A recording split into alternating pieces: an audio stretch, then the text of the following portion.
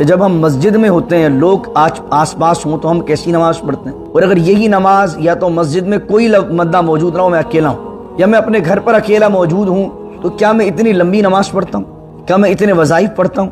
کیا میرے انداز اس طریقے سے نماز پڑھنے کے ہیں؟